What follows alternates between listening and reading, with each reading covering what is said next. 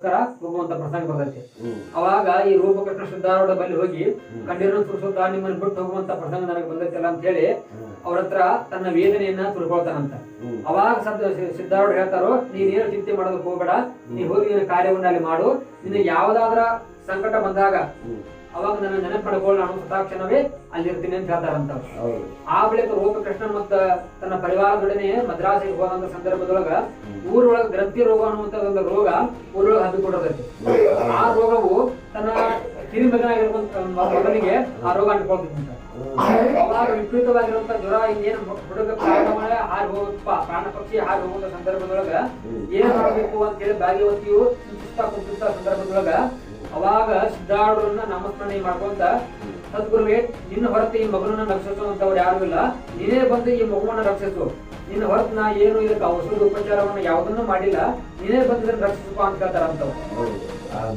ಅವಾಗ ಸಿದ್ಧಾರೂಢ ಪ್ರತ್ಯಕ್ಷವಾಗಿ ಆ ಹುಡುಗನ ಕೈ ಮೇಲೆ ತನ್ನ ಅಮರಾಸ್ತವನ್ನಿಟ್ಟ ಆ ಹುಡುಗನ ನೆಬಸ್ತಾರಂತ. ಆ ಹುಡುಗ ಗೆದ್ದ ಅವ್ನು ಹುಡುಗಂತ ಹೊತ್ತಿನೊಳಗ ಆ ಹುಡುಗ ಆ ಸಿದ್ಧಾರೂಢರು ಅದೃಶ್ಯರಾಗ್ತಾರಂತ. ಅವಾಗ ರೂಪಕೃಷ್ಣ ಮತ್ತೆ ಬಂದು ಅದನ್ನ ನಡೆದಂತ ವೃತ್ತಾಂತವನ್ನ ಭಾಗವತಿಯ ತನ್ನ ಪತಿ ಹೇಳಿದ ಸಂದರ್ಭದೊಳಗ ಆದಷ್ಟು ಬೇಗ ನಾವು ಸದ್ಗುರುವಿನ ನೋಡುವಂತಾರಾಗೋಣ ಅಂತ ಹೇಳಿ ಹುಬ್ಬಳ್ಳಿಗೆ ಮತ್ತೆ ಬರ್ತಾರಂತ. ಹುಬ್ಬಳ್ಳಿಗೆ ಬಂದು ನಡೆದಿರುವಂತ ವೃತ್ತಾಂತವನ್ನ ಸಿದ್ಧಾರೂಢರ ಬಳಿ ಭಕ್ತರಿಗೆಲ್ಲರೂ ಹೇಳಿದ ತಕ್ಷಣ ಸಿದ್ಧಾರೂಢರು ಹೇಳ್ತಾರಂತ, ಗೀತೆಯಲ್ಲಿ ಹೇಳ್ತಾರಲ್ಲ, ಯಾವ ತನ್ನ ಸದ್ಗುರುವಿನ ಮೇಲೆ ಪೂರ್ಣ ಪಾರ ಹುಡುಗನು ಆತನಿಸಿ ಸದ್ಗುರು ರಕ್ಷಿಸುವನು ಅಂತ ಹೇಳ್ತಾರಂತ.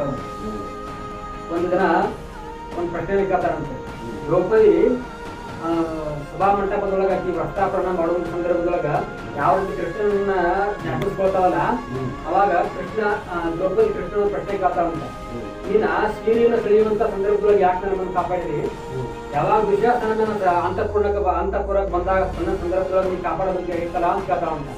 ಅವಾಗ ಕೃಷ್ಣ ಹೇಳ್ತಾರಂತ, ನೀ ಅವಾಗ ನಾನ್ ನೆನಪು ಮಾಡ್ಕೊಳ್ಳಿಲ್ಲ, ನೀನ ಅವ್ನ ಬಿಡಿ ಹೊಡೆದಾಡುವಂತ ಪ್ರಯತ್ನ ಕೇಳಿದೀನಿ, ಅವಾಗ ನೆನಪು ಮಾಡ್ಕೊಂಡು ನಿನ್ನ ಕಾಪಾಡ್ತೀನಿ.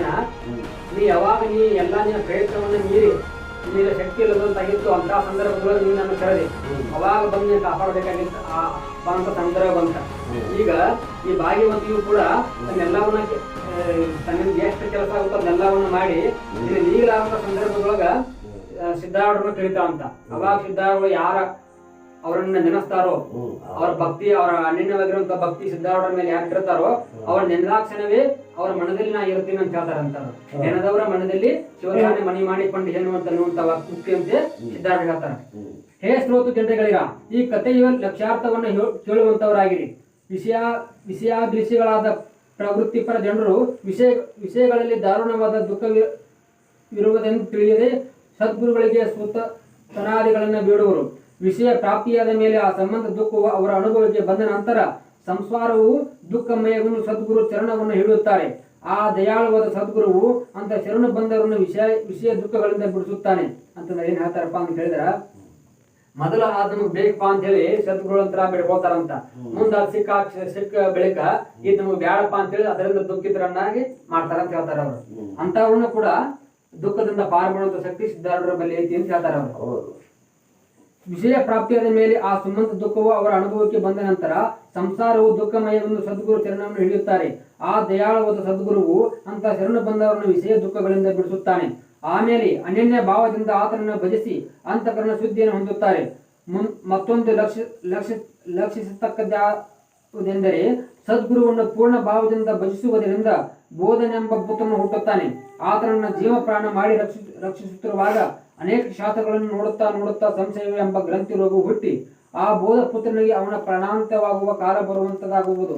ಆಗ ಸದ್ಗುರುವು ಪ್ರಾರ್ಥನೆ ಮಾಡಿದ ಮಾತ್ರದಿಂದ ಹೃದಯದಲ್ಲಿ ಪ್ರಕಟನಾಗಿ ನಿಶ್ಚಯ ಜ್ಞಾನವನ್ನು ಬೋಧಿಸಿ ಸಂಶಯ ರೋಗವನ್ನು ನಿವಾರಣೆ ಮಾಡುವನು. ಆಗ ಬೋಧ ಪುತ್ರನು ಜಾಗೃತನಾಗಿ ಸರ್ವತರದಲ್ಲಿ ಆನಂದವನ್ನುಂಟು ಮಾಡುವಂತನಾಗುವನು.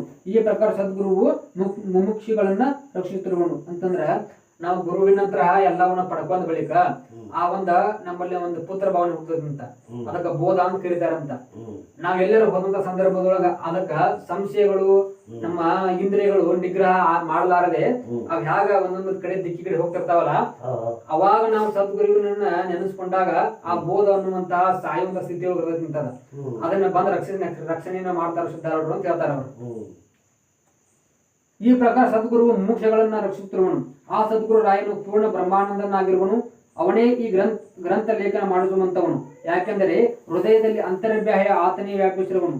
ಮುಂದಿನ ಅಧ್ಯಾಯದಲ್ಲಿ ವಿಚಿತ್ರ ಕಥೆಯನ್ನು ಹೇ ಶ್ರೋತ್ರಿಗ ಜನಗಳಿರ ಸಾವಧಾನ ಚಿತ್ತದಿಂದ ಶ್ರವಣ ಮಾಡುವಂತವರಾಗಿರಿ.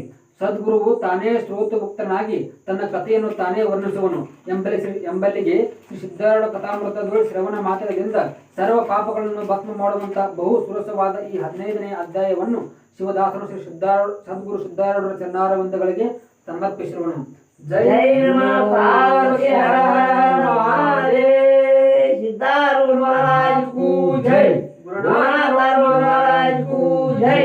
मरिवाल श्रीयोज महाराज को जय. जय जय शिवनमा पार्वती हर हर महादेव.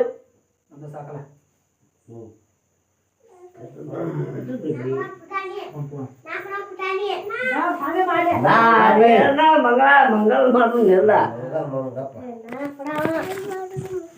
चोपा